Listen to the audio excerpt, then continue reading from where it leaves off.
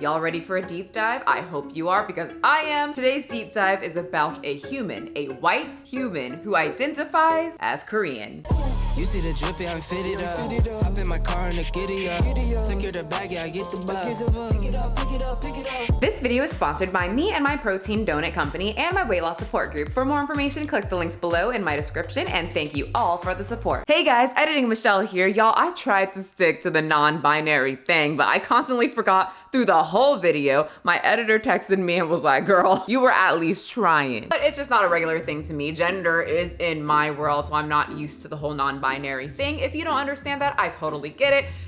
Cancel me, don't follow me, unsubscribe, tell your friends that I'm just a horrible person. But for everybody else who can deal with it, please stick around. It's an interesting show, an interesting story, and I would absolutely love to have you, so let's start. Transracial, people who identify as a different race than the one associated with their biological ancestry. They may adjust their appearance to make themselves look more like that race, and they may participate in activities associated with that race. Gray Owl, a British-born conservationist who publicly identified as Native American, who was not, and his first wife exposed him after he died. Corella Pandit, an African-American musician from New Delhi in both his public and his private life. Jadu, a trans woman who was born to white parents but considers herself Filipina. Jessica A. Krug, a woman born to white parents who had been passing as a black woman for her entire professional life. And in comes Oli London, who is also from London. Oli identifies as not only non-binary. Okay, so like a few days ago, I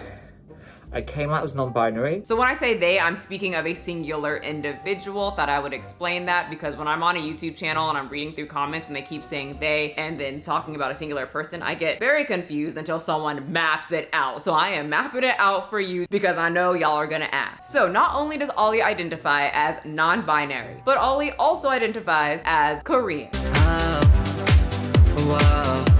If only he would be. Oli, who was born white, was infatuated with Korean culture and said, you know what? I like this. This is me now. Oli London is a British influencer who was so infatuated by Korean culture, the food, aesthetic, that the influencer spent over $140,000 of painful ass surgery to get or recreate the aesthetics of a Korean individual. Specifically, Oli was going for one of their favorite Korean pop stars. The total number of surgeries Oli had was 18, and of those 18 surgeries, they had eye surgery, a facelift, a few, multiple nose jobs, and a chest reduction surgery in hopes to look like idol Jimin.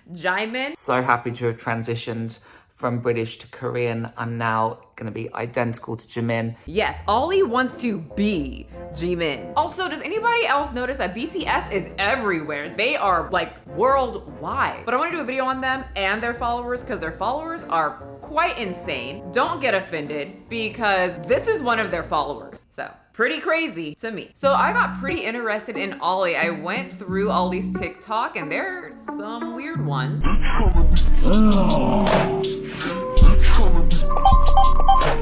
Yeah, that was the whole thing. Not sure what exactly that was. Maybe the caption will clarify.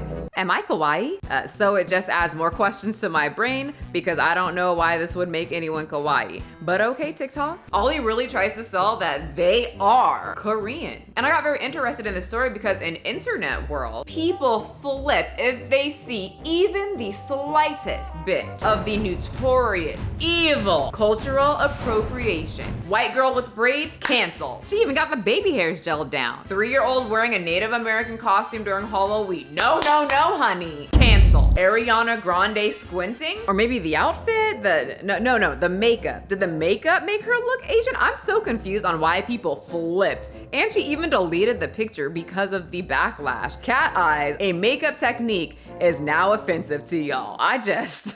Holy shit. And once again, Asian people came out and said, what the hell are you guys talking about? Just shut up. And one of those Asian people were Oli. I couldn't find the TikTok, but he said that he totally approves and he was so happy that she is embracing Asian culture.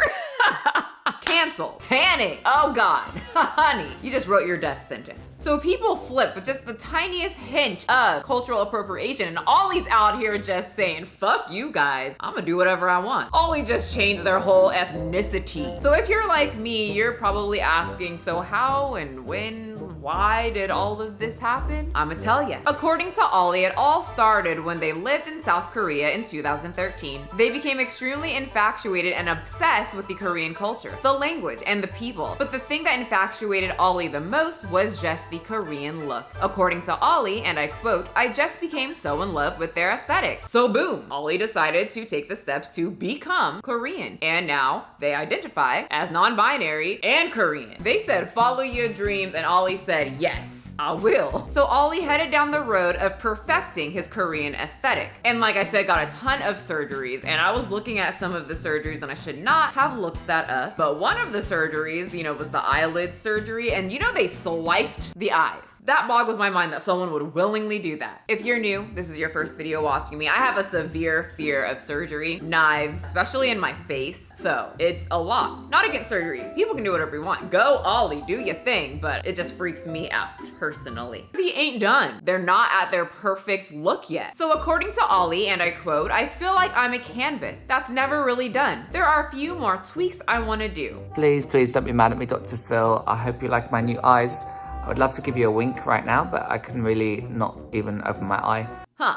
All right. Power of choice. Oli specifically said the nose needs to get more perfect, which I get, I'm looking at his picture. I get that you want symmetry, so people who I'm not against nose jobs if you're wondering, you want to get your nose done, have fun with that. If I wasn't scared of surgery and I just had endless amounts of money, who knows what I would do if I would change my nose, but yeah. Knives going to my face. It's a little scary. I'll let you guys know if I change my mind, but I get that people want symmetry and they want it to fit their face, or Oli wants it to be a perfect Korean nose. But I just think at this point, it's getting very obsessive and excessive, getting a little bit Michael Jackson-y. Michael Jackson's nose was so tiny, that poor tiny little nose that they just kept doing surgery on. But Oli says, and I quote, "I need to fix my nose. Korean noses are very cute, very small, and it's very pointy. So I'm trying to replicate that. I've had 5 nose jobs and all went a bit wrong, but I'm hoping to get the right Korean nose." They said, oh, they got the pronouns right. Actually, in the article, which is what confused me a bit too, they used he and then they, and it just kept shifting around. So this is the guy that Oli is trying to replicate. And I'm looking at that nose, and that's pretty much what I thought like a stereotypical, I'm talking like stereotypes, like Korean nose looks like. We've had plenty of Koreans like when I was growing up, and I just always noticed that their nose was more like, it was like a cute little button nose. I didn't know, maybe I'm wrong, but I didn't know Korean noses were tiny and like pointy. Like I'm looking at this guy's nostrils, he's got good airflow going on. All these looks like it's like collapsed in. Okay, I'm looking at not, Oli has a gotta finish what Michael Jackson started video. And wrinkle injections, so it's gonna make my skin more pure, more Korean, more white, so I look more like Jimin. It's gonna be crazy, guys. I might even be as white as Michael Jackson, but I don't think I'll be that white. Y'all, I know a lot of y'all probably don't like him. Think that Oli's insane. Bit weird. A lot weird. He's very weird. But he makes fun of himself, and people keep telling Oli that the whole look there is giving off Attack on Titan vibes. So I don't know if you guys watch Attack of the Titans, but a lot of people keep commenting that I look like Eren Yeager's mum. For real?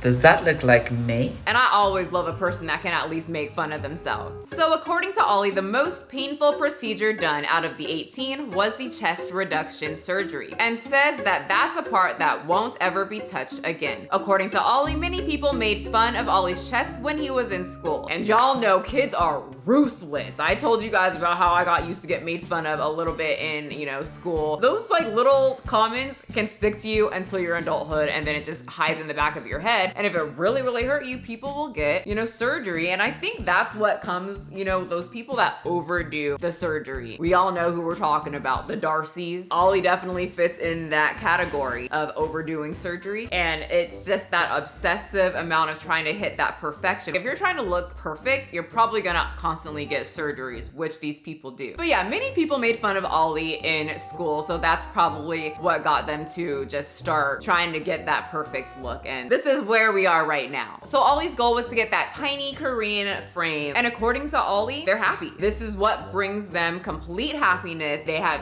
never been as happy as they were when they were white, because now they identify as a Korean.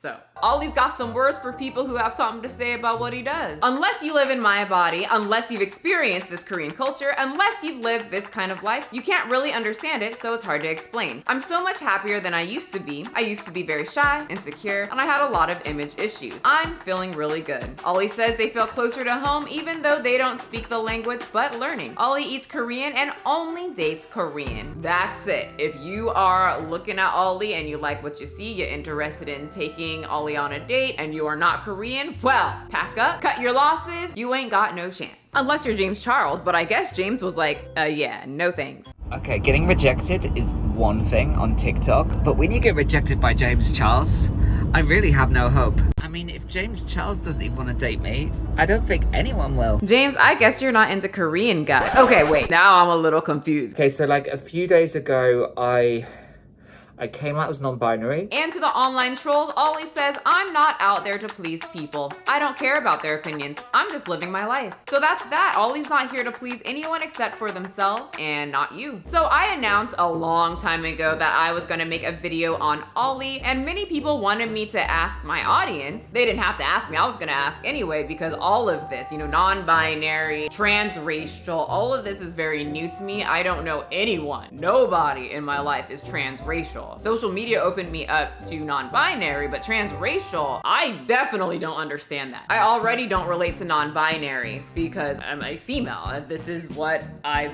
believe I was born in the correct body for me. I definitely cannot relate to the transracial. I don't understand it. I have never said, you know what? I like Japanese food. I watch a lot of anime and the clothes are cute. They've got very cute little cartoons and they're always, doing this. And so I feel more at home if I was Japanese. I can't relate to that because I love being black. And I'm blacker than black, and I'm black, y'all. Okay, so I don't get it. But when I announced that I was talking about Ollie, a lot of my subscribers wanted me to ask, what's the difference between someone identifying as non-binary and someone identifying as another race or is transracial? Which I personally think that's a very good question because something I noticed when I put in my stories about Ollie, what are your opinions on this? White individual identifying as Korean. And people went ape shit. And I got a lot of non-binary people, a lot of trans people, a lot of people from like the LGBT community saying, I'm non-binary. But this is just ridiculous. Transracial isn't real. They have no business identifying as a different race. They can't do this. They're pretty much invalidating their existence or invalidating their feelings. Honestly, a lot of the non-binary people saying no to Ollie complain about other people who don't understand the non-binary thing. Some people said it was flat out stupid and they don't get it. Y'all remember when I don't understand non-binary thing because I don't struggle with that and people flipped, and then those same people who are non-binary are saying that they don't understand transracialism and saying that it's stupid. I'm just wondering if people can identify as whatever they want to identify as, why can't he identify as Korean? He's not like doing, I don't think from what I read, he's not like, is he benefiting? I mean, like he's spending the money. A lot of people want to cancel Ollie for,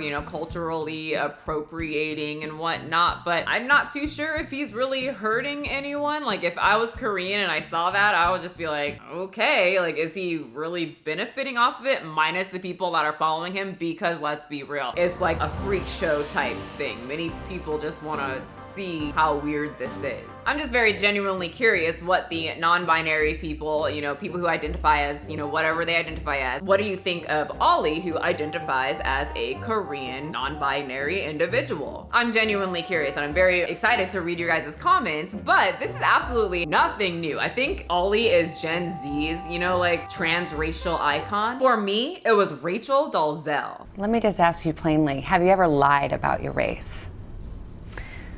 No, because never have I been asked, are you human or not human, right? So yeah, those words race in a as a construct, again, as a fluid understanding. So I would say no. Which isn't even her real name. She changed that to fit her little character. I'm looking at it right now. I don't know how to say this name. I'm gonna call her Rachel. It's easier for me. Is an American former college instructor and activist known for presenting herself as a black woman despite having been born to white parents. In addition to falsely claiming black ancestry, she also falsely claimed Native American descent. Y'all, I am editing this video and putting all my pictures in and this and that, but this is the first time I saw Rachel's before pictures. Rachel, come on. You know when someone asks you, are you black? Are you African American? You know exactly what they're asking you. And for you to say yes, is that an honest answer? I say, yeah, I do, I am black. I'm black, y'all. I'm blickety black, blacker than black, black. I'm blacker than black. Honey, Rachel changed her hair. She got braids. Oh my goodness. She's funny. Rachel got that comedy. Look at this. Rachel, your hairline. You know if you're black, that super tight braids around the edges are not good for the hairline. And if you are black, you also know braids aren't great for certain textures of hair because it will break your hair off. I am black. She was doing the most. When I saw this when I was super young, I think I was like in high school or freshly out of high school, I was like, people had just changed their race. I was flabbergasted. I thought it was funny. People were very upset, I think, because she benefited off of it. I think she went to college because she was pretending that she was black. I never really looked into it. I'll probably do a video in the future if I decide to read up on it because it's just so interesting. I'm genuinely curious if someone who thinks that they were born or feels deep down in their heart that they're born into the wrong race, why can't they identify as something else? I'm not being sarcastic. I am genuinely curious. What do you guys think? In this world of we can pretty much be whatever we want, but I'm curious to see what the Korean people say, what other people say who, scream about cultural appropriation. I think Oli is doing what he wants to do. He's not hurting anyone. He's happy. He loves the culture. I don't know, I'm not really too sure exactly what I think about this. It's not a big deal to me. It's something that I'm interested in, but not something that I'm like, oh, darn you, Oli and Rachel Dolezal, how dare you? Like, when I heard of Rachel, I was like, that's extra. Like how those braids were extra tight. Girl, my head hurts just looking at these. To go your whole life, like pretending, that's just a lot. It's a lot to do, and Oli did a lot. So for Oli, I'm not really sure what I feel. I'm more just like curious. And I'm curious as to what other people say who are like non-binary and identify as certain things, what they think about the transracial thing. But it's definitely interesting. When I heard about all of this, I was like, I gotta make a video because don't let anyone tell you you can't be something because you can. Look at Oli. Oli did it. Rachel Dolezal, she did it. She got in trouble, but she still did it. But that's Oli, the non-binary, transracial, Britain, gone Korean TikToker. I hope you guys enjoyed this little video. Don't forget to hit the subscribe button. Thank you so much for watching. And what do you say we have my dogs just dance us out? Hit it, dogs. Pick it up, pick it up, pick it up, pick it up. You see the drippy, I'm fitted up. Hop in my car and the giddy up. Secure the bag, yeah, I get the bus. Pick it up, pick it up, pick it up. You see the drippy, I'm fitted up. Hop in my car and the giddy up. Secure the bag, yeah, I get the bus. Pick it up, pick it up, pick it up. I've been on the flex since flex zone. Neighborhood all in your eardrums.